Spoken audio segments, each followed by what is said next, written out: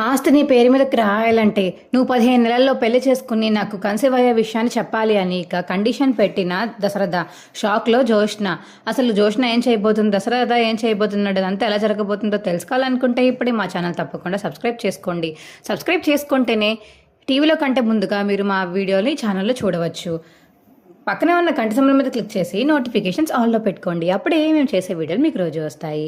ఇక వీళ్ళనామాని మార్చి రాయినా అన్న అని చెప్పేసి ఇక జోష్న అడుగుతుంటే, నేను రాయను జోష్న, ఏ నువ్వు నా కూతురివి కాదా?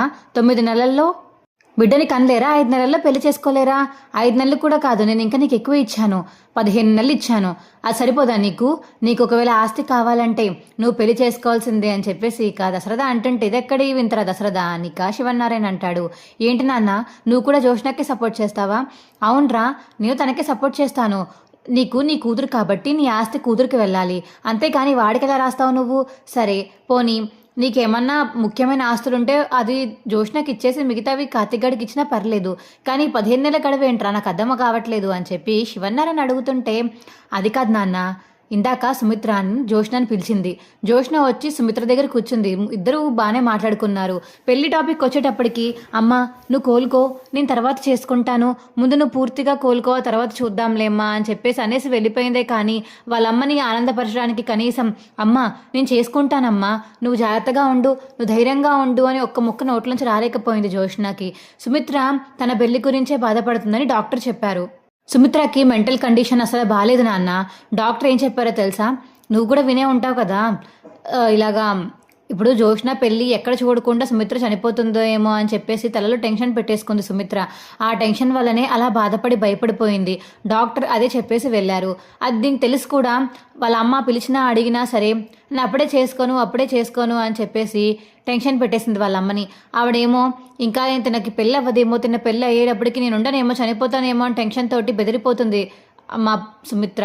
కానీ మీ ఎవరికి సుమిత్ర గురించి అవసరం లేదు కదా, ఆస్తులు అంతస్తులే కావాలి మీ అందరికీ, అంతే కదా అని చెప్పేసి ఇక దశరథ అన్నంతో, ఏంట్రా ఇప్పుడు దానికి దీనికి సంబంధం ఏంటి అని శివన్నారాయణ అడుగుతుంటే, సంబంధం ఉంది నాన్న, ఉంది కాబట్టి ఇప్పుడు లాయర్ని పిలిపించినంతా చేస్తున్నాను నేను, ఆస్తి కోసమైనా జోష్న పెళ్లి చేసుకుంటుందేమో అని ఇలా రాయిస్తున్నాను నాన్న అని చెప్పేసి ఇక దశరథ అంటుంటే, డాడీ అవును డాడీని కాబట్టి మీ మమ్మీ గురించి ఆలోచించి నీ గురించి ఆలోచించి నిర్ణయం తీసుకున్నాను. అందులో నువ్వు తీసుకున్న నిర్ణయం నాకు సంబంధించిందేం కనిపించట్లేదు, అంతా బావకి సంబంధించినట్టే కనిపిస్తుంది. నీకు అలానే కనిపిస్తుంది. నీకు 15 నెలల గడువు ఎందుకు ఇచ్చానో తెలుసా నీకు? మీ అమ్మ చెప్పిన మాట నువ్వు వినడం లేదు. మీ అమ్మ పెళ్లి చేసుకోమని అడుగుతుంది, కానీ నువ్వు పెళ్లి చేసుకోని అంటున్నావు. ఎందుకు చేసుకోవు? అందరూ పెళ్ళిళ్ళు చేసుకోవట్లేదు నీ వయసు వాళ్ళ ఫ్రెండ్స్ ఎవరు? చెప్పు జోష్న, ముందు ఈ జవాబు చెప్పు నాకు, ఈ ప్రశ్నకి జవాబు చెప్పు నువ్వు ముందు నాకు అని శివన్నారాయణ మరి దశరథ అందరూ చూస్తూ ఉండగా దశరథ అయితే అడుగుతూ ఉంటాడు. అవును వీడి అడిగింది కూడా కరెక్టే కదా అనిక శివన్నారాయణ మనసులో అనుకుని, అవును పెళ్ళెందుకు చేసుకోని అంటున్నావు జోష్న నువ్వు? అది కాదు తాతయ్య, మొన్నటిదాకా హాస్పిటల్లో సరిపోయింది, మొన్న గౌతమ్తో పెళ్లి క్యాన్సిల్ అయిపోయింది, మళ్ళీ పెళ్లి మీద ఇంట్రెస్ట్ రావట్లేదు అనిక జోష్న అంటుంటే, ఎందుకు రాదు? మీ బావతో అంటే మాత్రం ఎగరేసుకుంటూ వెళ్ళి పెళ్లి చేసేసుకుంటావా? ఆల్రెడీ పెళ్ళి అయిపోయినా సరే. అదే బయట అబ్బాయితో చూస్తే మాత్రం పెళ్లి చేసుకోవా? ఎందుకని వదిలి వెళ్ళలేకపోతున్నావా ఏంటి? అంతగా వదిలి వెళ్ళలేకపోతే అల్లుడిని ఇంటికి తీసుకొస్తాను, ఇక్కడే ఉందరు కానీ, అర్థమవుతుందా? నువ్వు మాత్రం పెళ్లి చేసుకో, లేకపోతే ఆస్తి కార్తికాడికి రసేస్తాను అని చెప్పేసి కదా సరదా చెప్పడంతో, డాడీ అవును అందుకే ఈ వీలునామా రాయించాను, నువ్వు ఈ 15 నెలల్లో పెళ్లి చేసుకోవాలి, నువ్వు గర్భం దాల్చాలి, అప్పుడే నీకు ఆస్తి వస్తుంది. నీకేమీ నేను ఆస్తి రాయను అని నీకేం నేను చెప్పలేదు కదా, నేను మాత్రం నువ్వు పెళ్లి చేసుకుంటే చాలు అని కోరుకుంటున్నాను. నీ పెళ్ళి అయితే మీ అమ్మ కూడా చాలా సంతోషపడుతుంది. నీ పెళ్లి గురించే మీ అమ్మ ఆతురత పడుతుంటే, నువ్వేమో చేసుకోను తిరుగుతుంటే మీ అమ్మ మళ్ళీ సుఖంగా ఉండగలదా?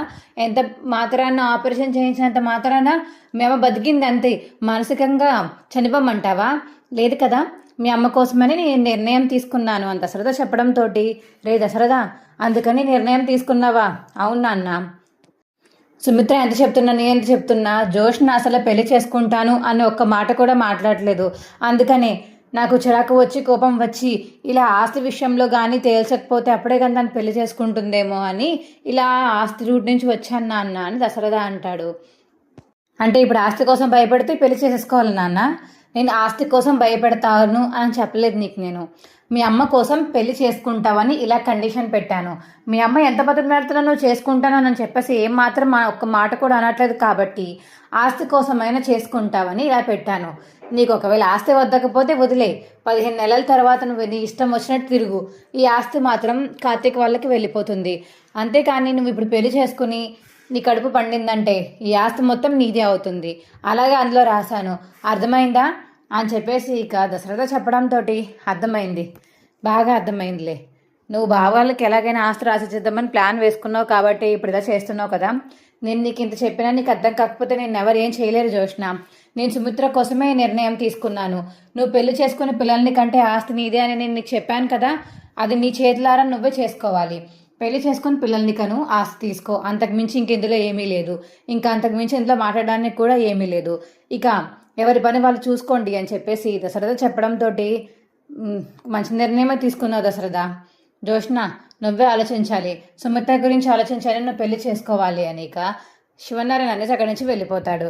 ఊరికే వచ్చి మా మీద పడ్డం కాదు జోష్న, ముందు మీ నాన్న అలాంటి నిర్ణయం ఎందుకు తీసుకున్నాడు, నువ్వు ఇలా చేయబట్టే కదా మీ నాన్న ఈ నిర్ణయం తీసుకున్నది అని చెప్పేసి ఇక కాంచన అంటుంటే, అవును చేలమ్మ, అందుకనే నిర్ణయం తీసుకున్నాను అని ఇక దశరథ అంటాడు.